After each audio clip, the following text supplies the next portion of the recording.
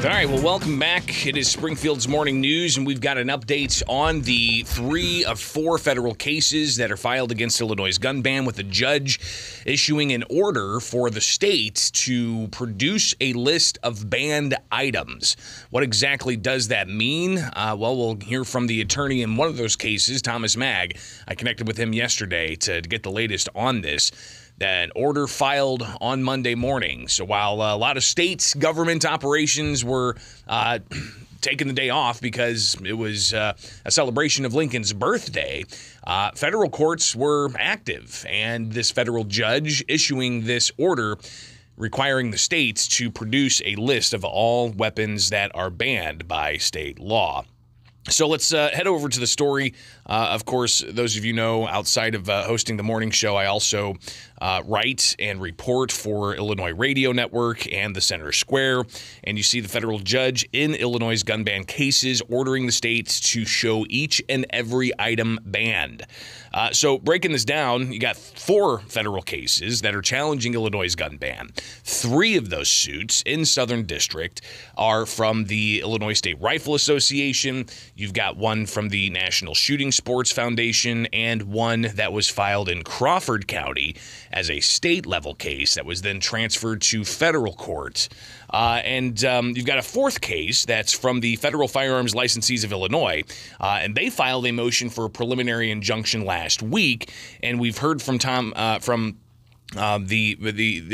people behind that case, in particular, Todd Vandermeide, with Federal Firearms Licensees of Illinois. He says that their case is more about guns and gun parts. Now, how that may have influenced the order that was issued yesterday by the federal judge, that'll be interesting to see. And maybe this is all going to be lumped together at some point, but right now, it seems that 3 of those 4 cases having this order for the state to produce this list of banned items, not firearms and not magazines, banned items. And I chatted with Todd Vandermeide just briefly last night. He said that word right there, it's important, means something. Items really isn't just about firearms. It's about all these various items that are banned in the state statute that's being challenged right now.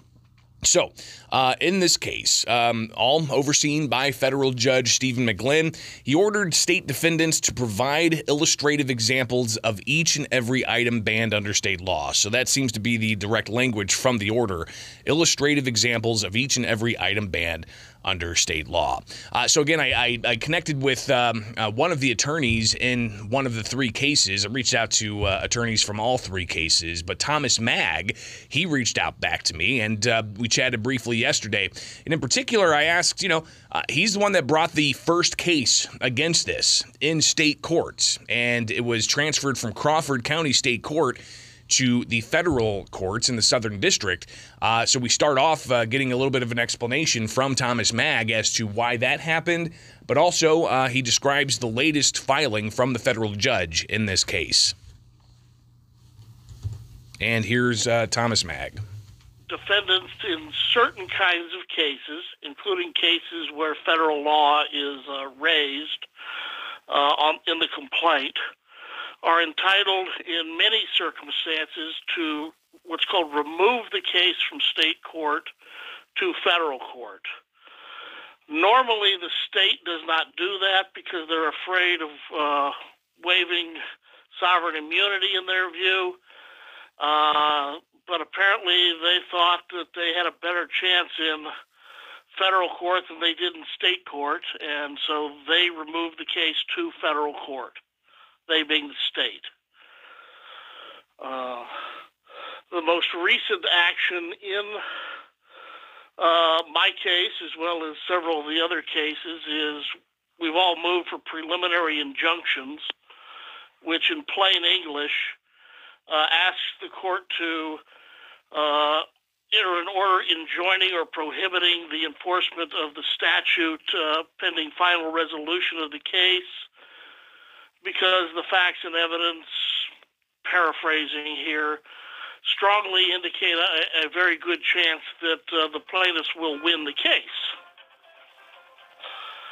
And Judge McGlynn, who the 4 cases have in federal court in the Southern District have all been assigned to. In the last 24 hours, has entered an order requiring the state to, as part of its response to the motion for a preliminary injunction, identify everything that is prohibited by the ban in their reply.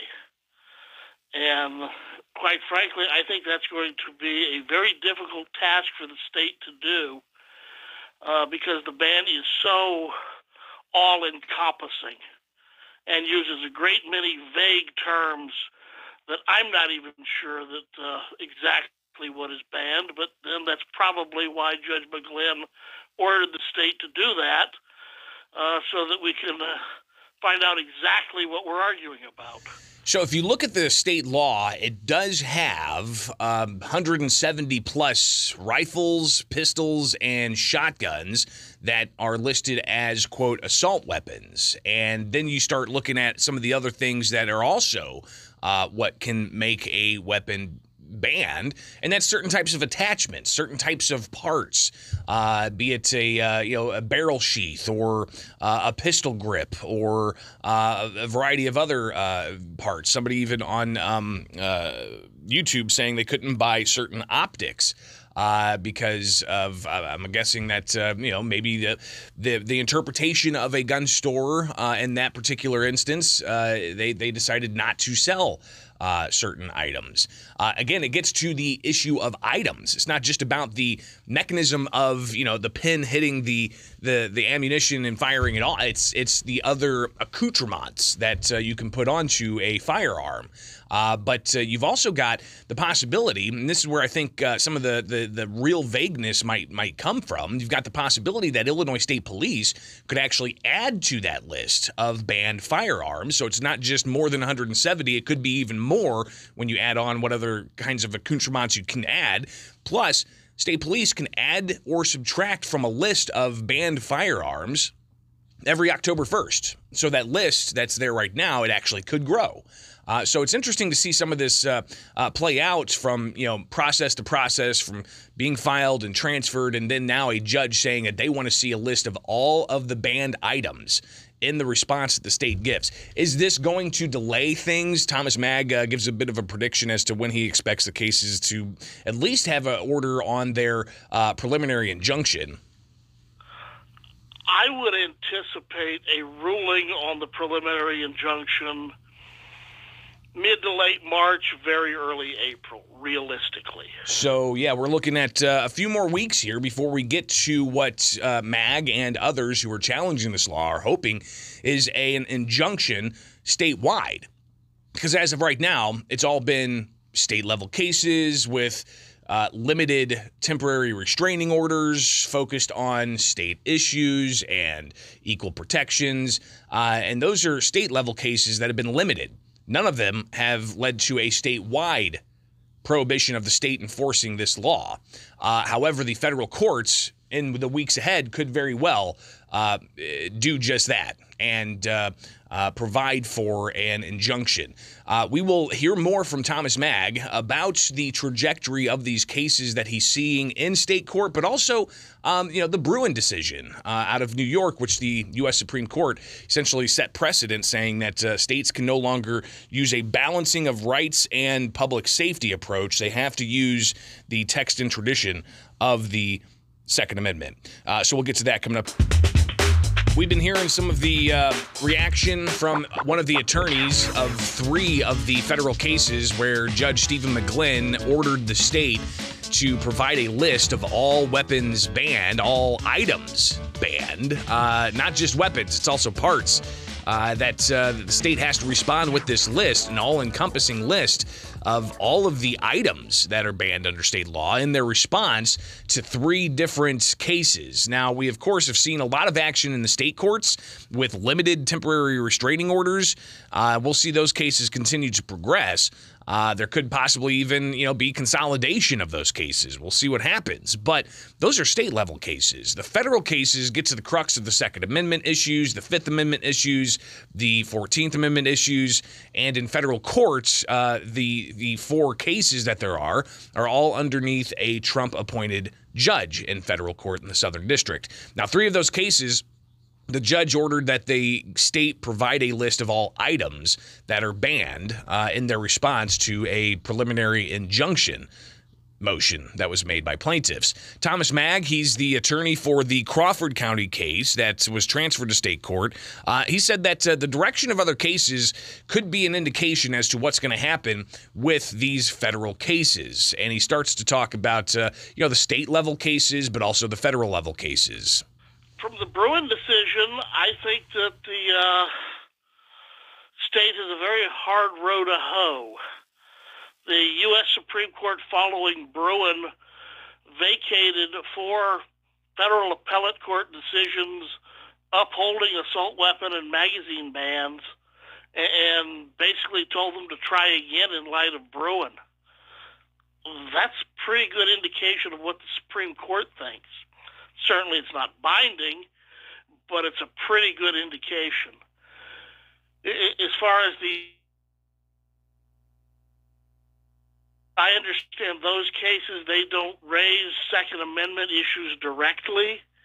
I certainly wish those cases the best, but they raise state law causes of action, as I understand it, based on the legislature ignoring the Illinois Constitution on how to pass bills into law, something the Illinois Supreme Court has really never been too keen on enforcing. So again, Thomas Maag says that from what he's seen thus far out of federal cases, as far as the following of the New York decision that the U.S. Supreme Court issued last summer, you've got the questions about how that's going to impact these federal cases in the Southern District of Illinois. But even in the federal cases, it looks like things are queuing up to possibly consolidate in an effort for what's typically called judicial economy, meaning if you got multiple cases that are similar in nature, then the judge could say, all right, we're going to combine these, or the plaintiffs could combine them, or the defense could possibly motion to combine them. So we'll see what happens. That's probably correct at this point. There have been some discussions among the parties on having the state file a unified response. So that unified response could come either, by March 2nd, which is the deadline for the state to respond in one case, March 1st, which is the deadline for the state to respond in a separate case. In Thomas Maag's case out of Crawford County, the deadline for the state to respond is February 28th. So we could see the judge say, we're going to go ahead and consolidate these and then make March 2nd the date that the state has to respond to these cases with that list of all of the items that are banned. All right, so it's not just firearms, it's items. And that could come in the weeks ahead when we determine exactly whether or not these cases are going to be consolidated or combined. But final words here from Thomas Maag, the guy who brought the first state-level case that was transferred to federal court and that touches on the Second Amendment, the Fifth Amendment, the 14th Amendment. But he has some final words in our conversation from yesterday. That the plaintiffs in my case remain extremely confident and that we're going to succeed on the merits of this case. This statute never should have been passed in the first place. And applying the Bruin analysis, we believe that the days of Illinois' magazine and firearms ban are numbered, and the number is not very large. So we'll watch this closely, as we've been doing each and every day since the state's gun and magazine ban was enacted. It's been, since January 10th, and here we are, February 14th. We'll continue to track this, not just in the federal courts, but also the state-level courts as well, as the issue will continue. So keep it here. Of course, I appreciate everybody tuning in from wherever you are. Somebody even saying that they couldn't sleep, so they're tuning in from Idaho. So very cool to see that. So be sure to follow along. You can follow me on Twitter, Bishop on Air, Facebook, Bishop on Air, YouTube, where you can see these live videos weekday mornings from 6 to 9, but also clips of all of the interviews and conversations that we have in the news analysis. You can find that at Bishop on Air on YouTube, or stream us on WMAY News on Facebook. So all over the place, you can find us here with Springfield's Morning News. I'm Greg Bishop on 92.7 WMAY, Springfield's News and Talk, and stay tuned